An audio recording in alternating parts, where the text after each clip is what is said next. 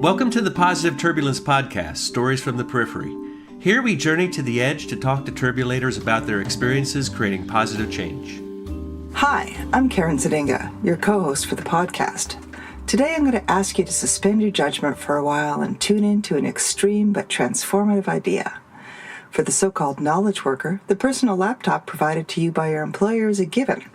After all, you need that computer to get your job done, check email, etc., etc.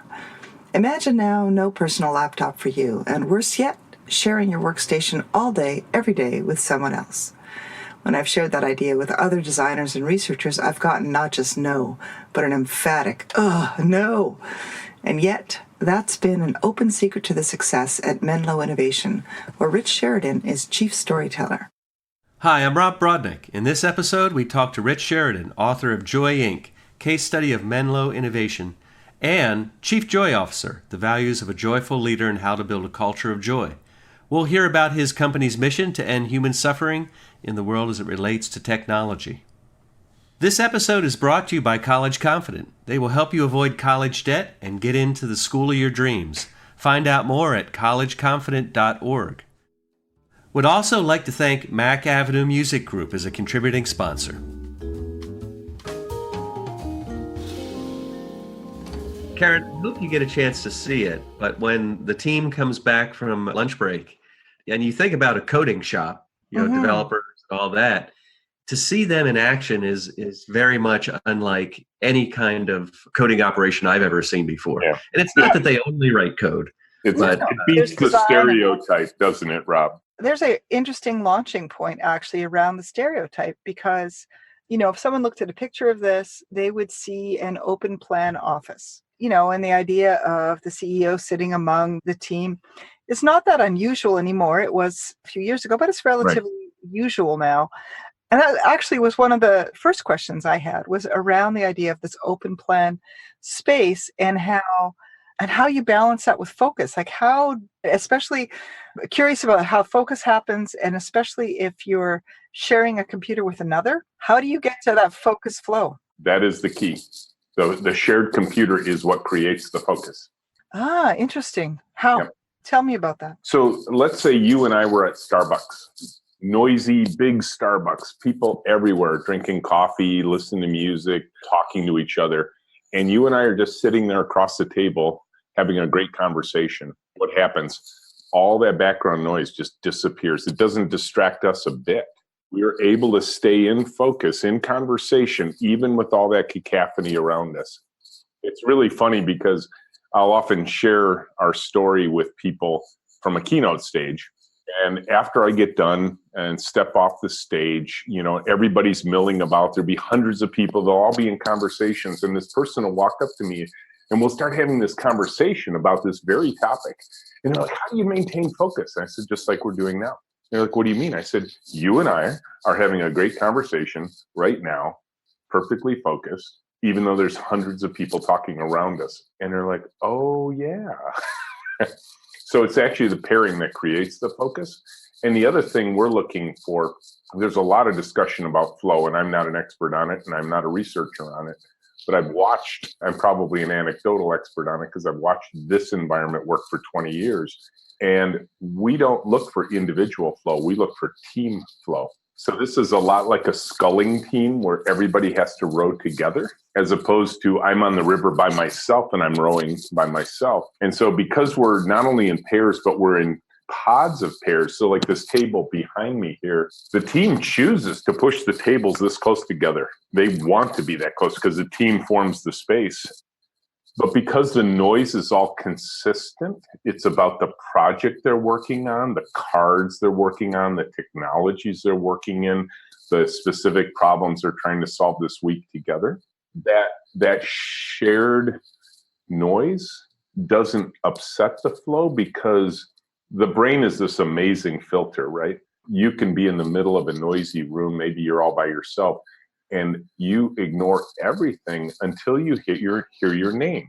And all of a sudden you hear your name and your head turns and your brain just interrupted you and it said, hey, by the way, you just heard your name. You should go see who's talking to you. And you find out, oh, it wasn't somebody talking to me, but they just said my name, but they were talking to somebody else.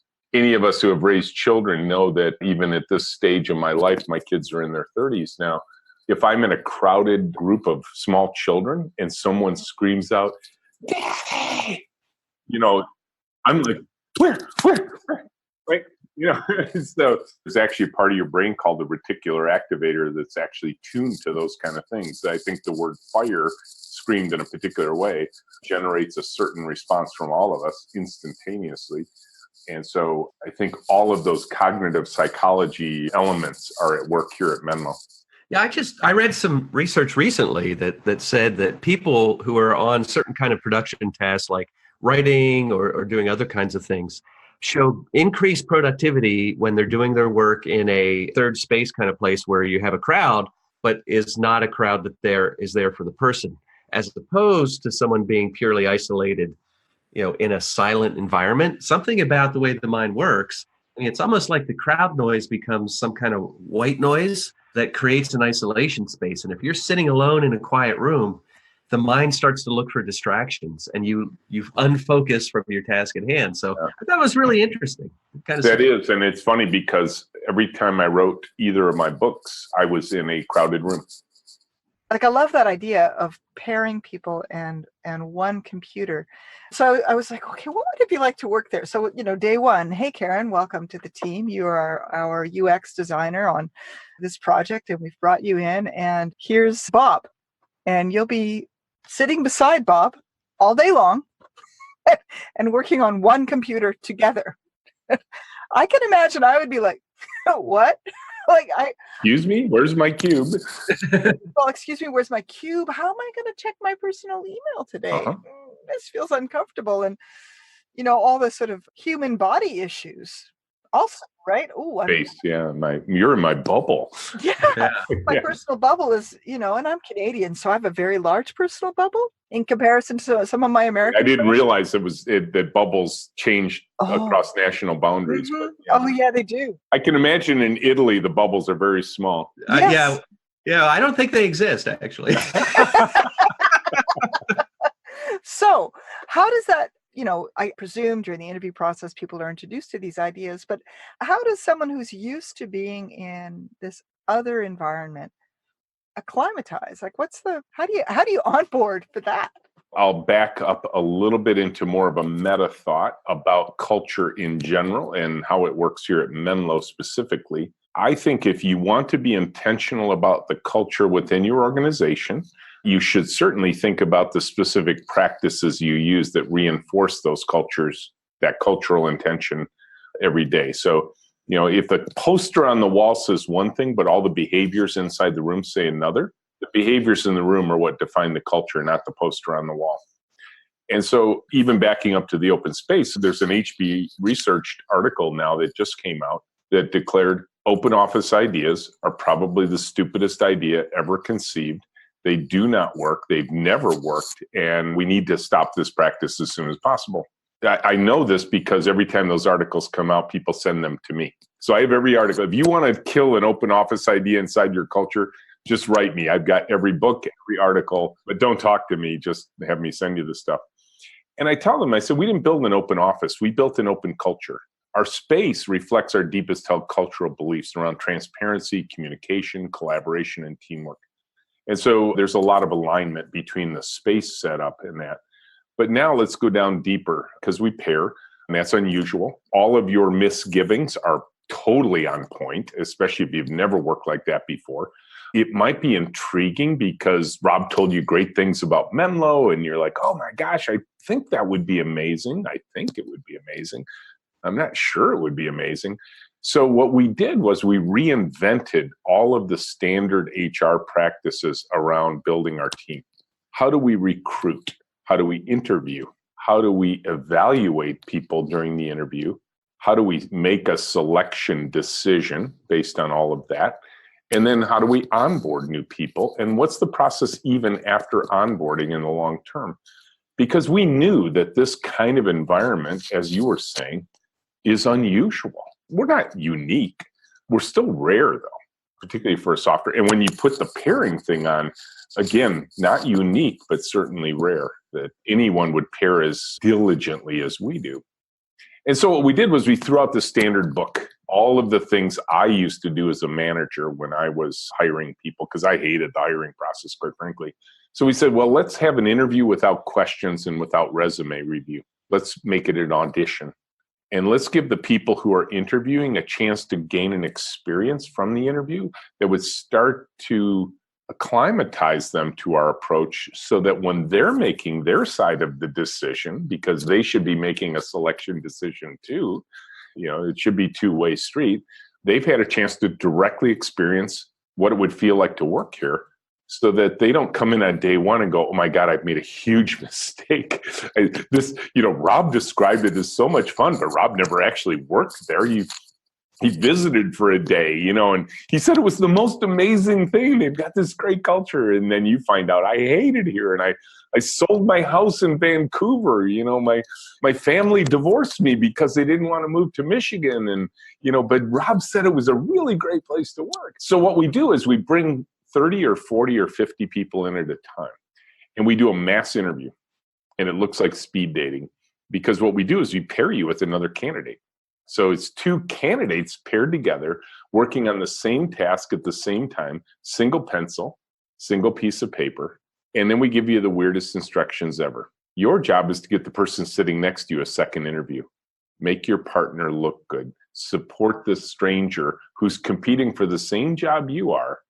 Support them and help them. If they struggle, help them out. If you know something they don't, give it to them. We're going to observe you. So you and Rob are paired together. And in that pairing, there's going to be a Menlonian sitting across from you, simply taking notes about what they see, so that when they review your behaviors later, they'll remember what they saw. And it's success-oriented. We actually want you to succeed. So we will give you failure modes before you even begin. Don't grab the pencil out of Rob's hands. Ask for it politely. Don't ignore your pair partner and focus all your attention on the observer. Include Rob in the discussion. Seek first to understand before being understood. Ask questions. Make him feel comfortable if he's uncomfortable. You'll do this for 20 minutes, and then we switch the pairs, because that's the way we work here. No pair ever lasts longer than a week here. And so we'll do that 3 times with you while you're here. And Rob will also get 3 different pair partners, 3 different observers, and then we send you all home. So the first mass interview takes 2 hours. So 50 people in, 50 people observed, 50 people go home. There would have been 25 of us who watched the 50 of you. And then we talk about each one of you individually, and literally that evening make a decision on who we will invite in for a second interview. 30 or 50 down to what, about a dozen or so, or less? Usually the first pass is about a 50% washout rate. So then what'll happen is we'll start to do some numerical calculations on how many people do we actually need, because the second pass is another roughly 50% washout rate.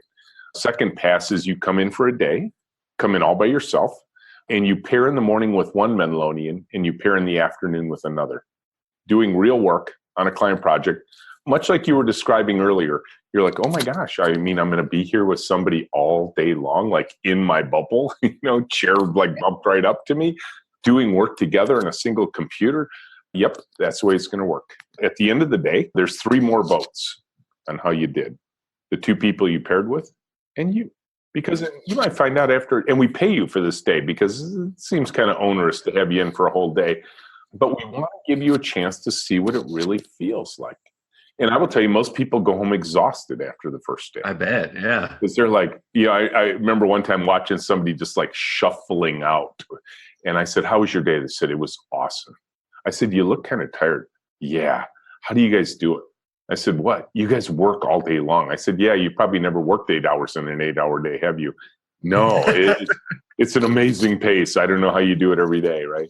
And then if that day works, if 3 thumbs up again, the 2 people you paired with and you, we will invite you in for a paid 3-week trial. And then you'll do 3 weeks, and they don't necessarily have to be contiguous, because you may have something else going on in your life would make that impossible. But we want to give you the best possible chance, against success orientation, to determine for yourself, and obviously we're doing our own self-determination around this, is can you adapt? We know you won't be perfect at this because you've never done it before. That's okay. But Are you starting to get it? Do you see how this works? Are you starting to understand what the implications of this for you personally? Are you a contributor? Do you support the person sitting next to you? Are you willing to say, I don't know, when you really don't know? Because that's a hard thing for people to admit, especially if they've been sort of hoisted up for a long period of time, and they've always wanted to be seen as the smartest person in the room and all that sort of thing. So we reinvented the interview process to go directly after the concerns you just expressed. So the selection process itself is an onboarding, and you have lots of opportunity for people to either self-select in or out, or other filters along the way. I mean, it also seems to be a developmental process. And even for people that may not end up working at Menlo, I'm sure they've learned a lot about the world having gone through that. We had one woman who told us after the interview process, the first one, just the 3 20-minute pairings, she came up to us and she said, I don't really care if I get the job. I mean, I'd like to. The interview alone has changed my life. And I thought, oh, that's kind of cool. I like that. And there have been some interesting experiments. Our team runs a lot of experiments here. I tell one story in the latest book about Scott, who failed the 3-week trial, and the team did a reset and did 3 more weeks.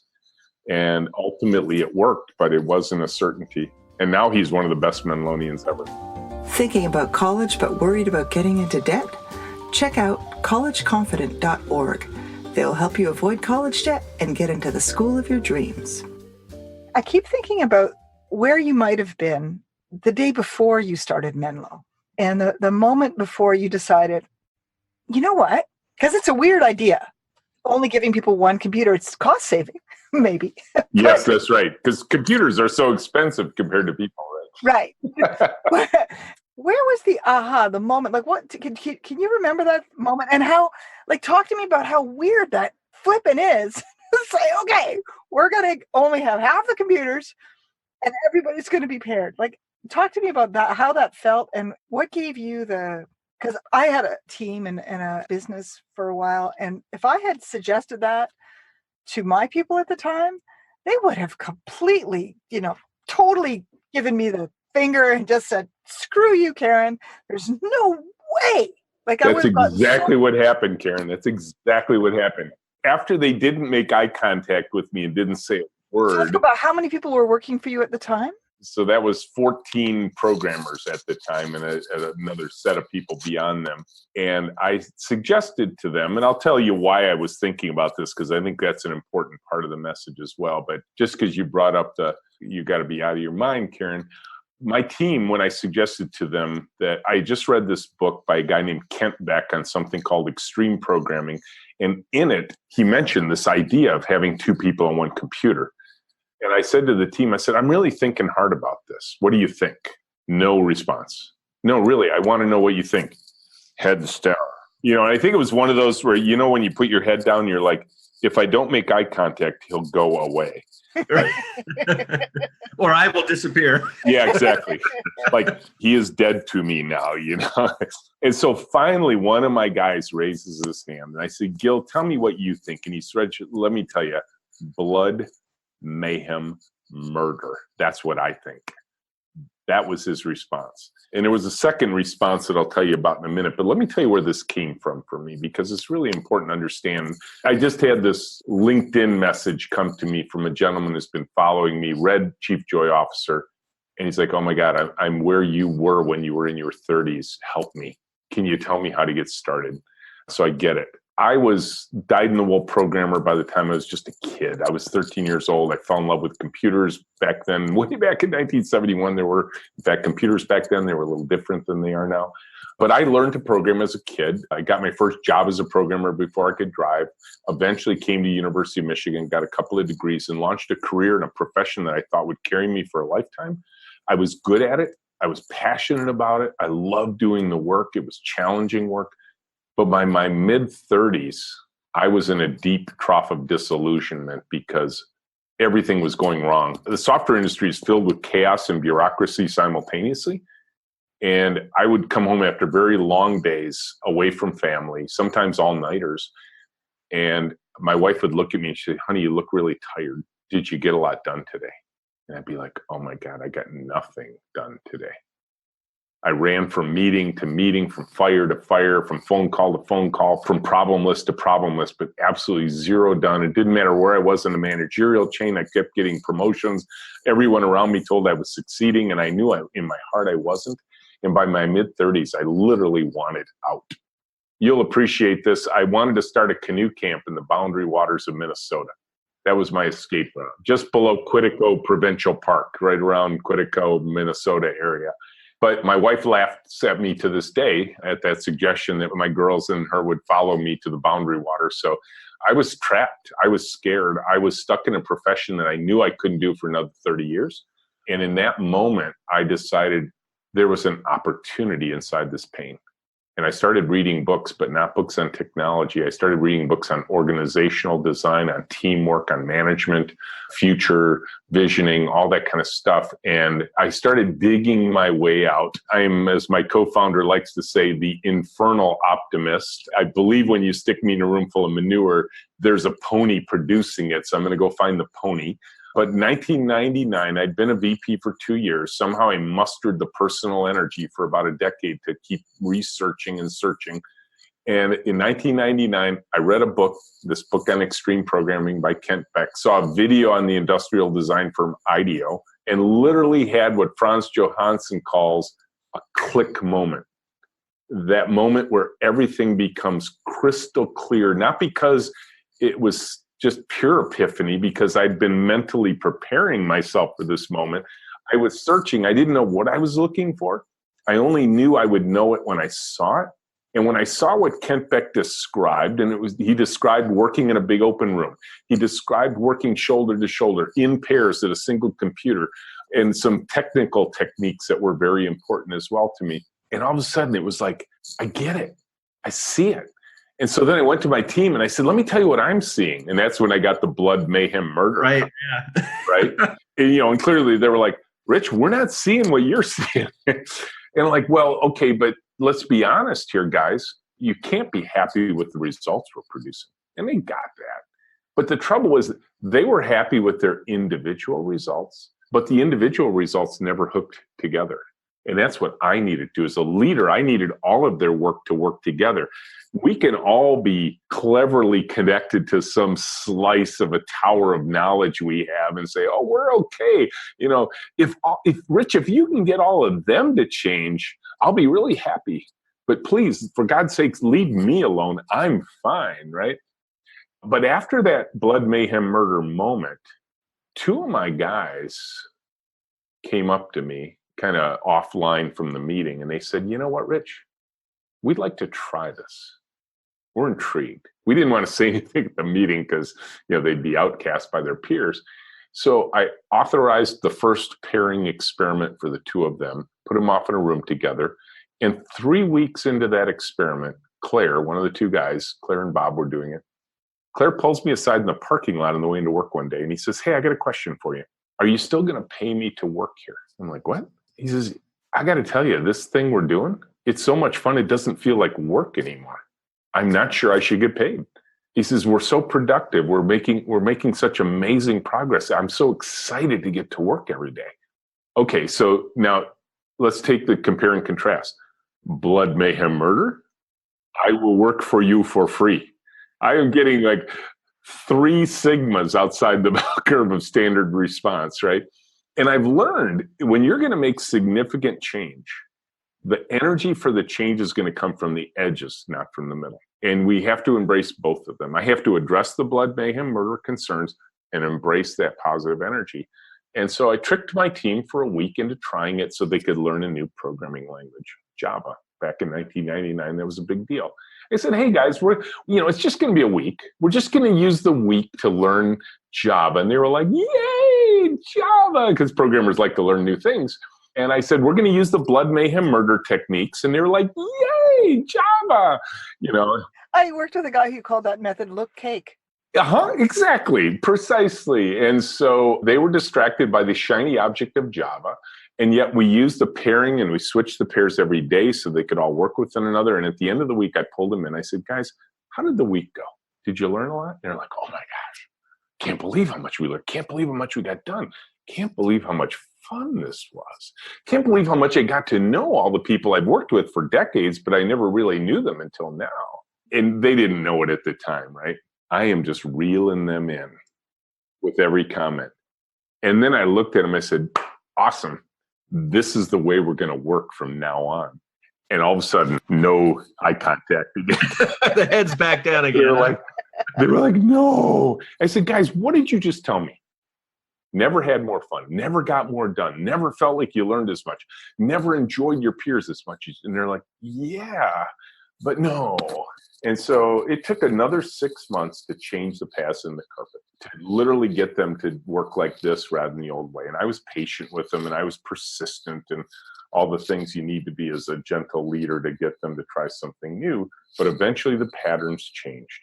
And I will tell you, one of my oldest programmers, David, came up to me in that time, and he sat me down, closed my door, and he says, Rich, you had no idea when you started this was going to be this successful. And if you look at your life, you had everything. You had the title, the office, the stock options, the paycheck. You had everything. Yet you were willing to put all of that on the line for this change that you didn't know at the beginning would go this well. And he was trying to learn actually about leadership. And he said, how did you do that? And I said, it was actually really easy. And he's like, seriously?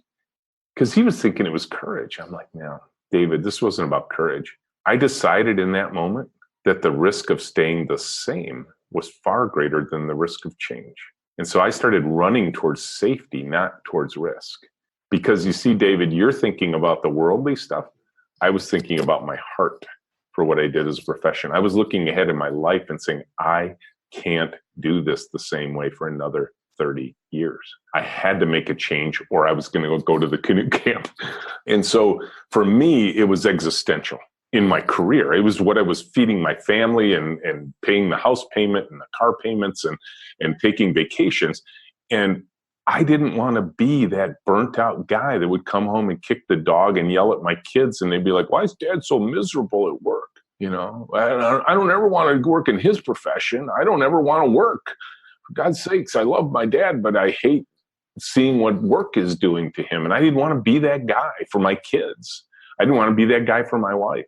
And so a lot of this boiled down to this fundamental understanding of what, quite frankly, was a selfish pursuit at first for me. I wanted to build the place I wanted to go to every day. And it worked. I didn't know it would work, but I knew I had to try something, and it had to be big, and it had to be different. That's amazing. I remember the first time we met, Rich, and I heard a version of that story a little differently, but we were in an environment, we were passing around blue slips. I remember like different people ideas and all that. And I just, in fact, a couple of weeks ago, found a blue slip that I wrote down during your talk, and it had 3 words on it. And in fact, it was sitting up, in the corner here of my work area, run the experiment. Those 3 words have been pretty motivational to me, I think, backed by your story. But in fact, even when Karen came to me a while back and said, hey, what do you think about a podcast? And I'm like scared to death about the possibility. I'm like, how much time? What would we do? Would anyone listen to us? And I looked and I saw that card and said, run the experiment. I don't know, Karen, if you remember that. And I said, hey, this guy, Rich said, just run the experiment. Let's do it. And so that's been inspirational and motivational for me over the last couple of years. So thank you. That's awesome. Well, and I bet, Rob, that I told that story in the context of the Menlo babies experiment. I think so. Yeah. It's usually where I introduce the idea of run the experiment. And Karen, I'm happy to talk about the Menlo babies experiment. Yeah, talk about the Menlo babies experiment, and that extends to the Menlo puppies experiment as well. Yep. So. What I will say in the book, I use this metaphor of airplanes in the new book, Chief Joy Officer. I talk about flying and airplanes because it's a passion of mine. But now when I give talks about the book, I actually use a metaphor of an airplane. There's 4 forces that work on an aircraft. There's the lift force that causes it to come off the ground. There's the weight force that holds it back down. There's the thrust force that pulls it ahead, and the drag force that pulls it backwards. And for an airplane to successfully fly, you need more lift than weight, and you need more thrust than drag. Pretty simple equation. The same thing's true of human teams. We need a lift of human energy We need to have more lift of human energy than we have weight of bureaucracy. We need to have the thrust of purpose, and that thrust of purpose has to overcome the drag of fear inside the organization. And so one of the things that I believe, and Rob, you'll confirm this now based on the fact that you're actually doing a podcast, one thing that gets the lift of human energy high is that you didn't say to Karen, let's have a meeting. Let's invite some people to a meeting. Let's write a policy. Let's form a committee on podcasting, and then we'll have a decision-making process. Because anything you put to committee will die in the vine. The difference in a run the experiment mentality and mindset is take action. Try it. Maybe it works, maybe it doesn't. I mean, what's the worst that could happen? You have a great conversation with 3 people you really like and you recorded it, and you show your grandkids someday, hey, look how young I was 20 years ago or something. And they're like, wow, Dad, this was really a cool talk you had. I'm surprised you didn't share it with anybody. Well, we never did that part of the experiment. I don't know. But 11 years ago, Tracy had little Maggie, and her husband and she, when she was ready to come back from maternity leave, didn't have viable daycare options because the daycare they planned to use was full and grandparents lived too far away to help. She didn't know what to do. She really wanted to get back to work because we had an exciting new project starting. I had a screaming match in my brain when Tracy presented the challenge to me. And the screaming match went something like this. The dark voice said, don't you dare say what you're about to say. HR will kill you. The lawyers will freak. The insurance policy will go through the roof. The bright voice whispering in my ear said, it's your company. You can do whatever you want. You don't even have an HR department. And so I looked at Tracy and I said, bring her in. Huh? I said, bring her into work. She said, all day? I said, sure. She said, every day? I said, why not? And then she looked around this big open room. She's like, Rich, where will I put her? I said, Tracy, she's 3 months old. She's not going anymore. Put her in a bassinet on the floor next to where you're working. She's like, but what if she makes a fuss? I said, here, it's like a noisy restaurant. You'll never hear it. She said, come on, you've raised 3 girls. What if she makes that big baby fuss? It'll destroy the ambiance of the whole space. And I said, Tracy, you're the mom. I trust you. You'll do the right thing. We'll work it out together. Let's run the experiment. That was 11 years ago, Karen. Just about 3 months ago. I'm practically crying here. It gets better. I've had male German engineers come up to me in tears after this story, by the way. So don't feel that you shouldn't be shedding tears around this, because it's one of the most delightful things we've ever done. Just about 3 months ago, Josiah and Flynn finally left after about 3 months here. 2 Menlo babies simultaneously, which is fun. We even pair the babies now, apparently. They were Menlo babies, just to be clear, this is really fascinating. They were Menlo babies number 22 and 23 in the last 11 years. That's incredible. This has been a phenomenal experience for us. And it is just so heartwarming. We discovered some things. Did the babies fuss? Of course they did. But it was the team's response we didn't expect. They were like, no, it's my turn to hold the baby. Oh my God, what a lovely, who wouldn't love to have the baby? It's better than puppies. I'm just saying. Oh, yeah. Well, we got those too. But you know what I mean? What a challenge. So that phrase, as Rob mentioned, has just become burned into the Menlo culture. Yeah. So whenever anybody says, hey, I got this idea, almost the innate response now is, okay, let's run the experiment. Rather than let's form a committee, let's write the policy, and then let's implement it. It's like, no, just try something. Action orientation versus contemplation orientation lifts the human energy of your team. Thank you so much, Rich. I have thoroughly enjoyed this conversation. I have too. I think we could have done this all darn afternoon. Right. That's so much fun. Yeah.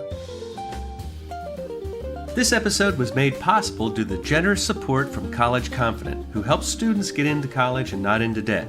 Find out more about College Confident at collegeconfident.org. Thank you to AMI, who have nurtured us in developing this podcast, is the source of so many of our guests, and of course the founder, Stan Griskevich, is also the author of the original book, and dare I say, the godfather of positive turbulence. AMI is a pioneering nonprofit organization comprised of committed individuals who foster and leverage creativity and innovation in organizations and society. AMI identifies leading-edge innovation, shares experiences, sponsors research, and recognizes innovation and creative processes. Find out more at aminnovation.org. And a big thank you to Mack Avenue Music Group, our contributing sponsor, for providing our podcast soundtrack, Late Night Sunrise.